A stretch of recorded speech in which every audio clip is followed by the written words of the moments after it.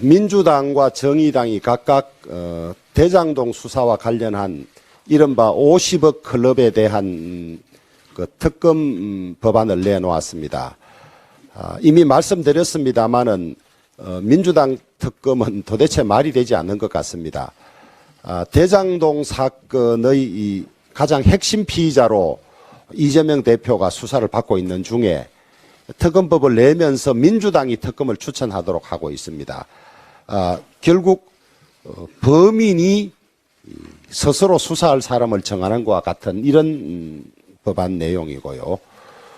최대 270일까지 수사할 수 있도록 하고 검사 20명을 파견받는 그런 특검 법안입니다.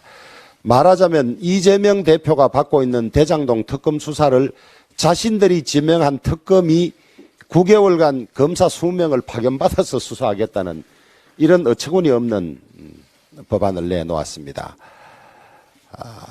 아마 이 대장동 수사를 스톱시켜서 자신들의 영역으로 가져가 보려는 그런 의도가 있는 것 같고, 또 지금 수사받고 있는 사람들 중에 이 수사를 특검이 하고 민주당이 지명하는 특검이 할 수 있으니까 조금만 참고 기다려라, 할 말도 좀 하지 말고 입 다물고 있으라, 이런 아마 사인을 주는 것이 아닌가 그런 생각을 하고 있습니다.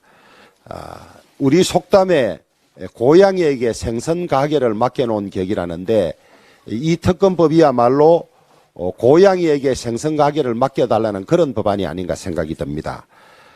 다만 국민들 여론조사에 의하면 실체가 있는지 없는지는 모르겠습니다만은 50억 클럽에 대한 특검의 필요성이 있다고 답한 여론조사가 많이 높습니다.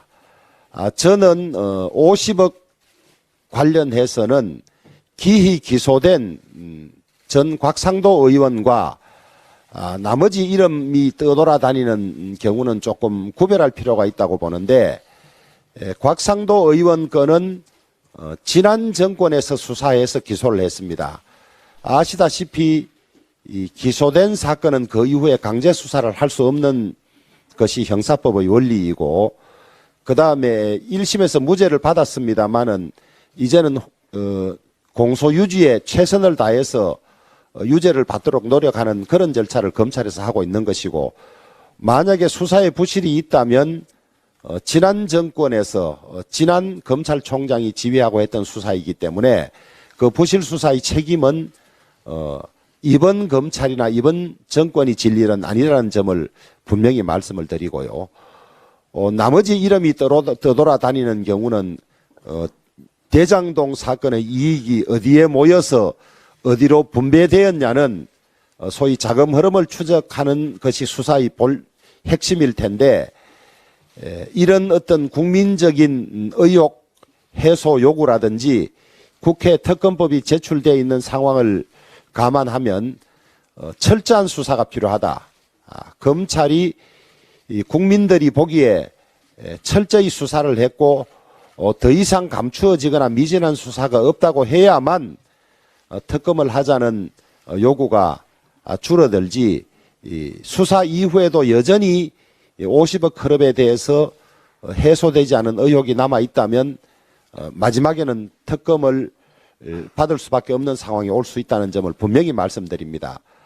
검찰은 대장동 수사와 관련해서 시중에 떠돌아다니는 50억 클럽에 대해서 철저히 수사를 하고 의혹 해소해 주기를 바라겠습니다.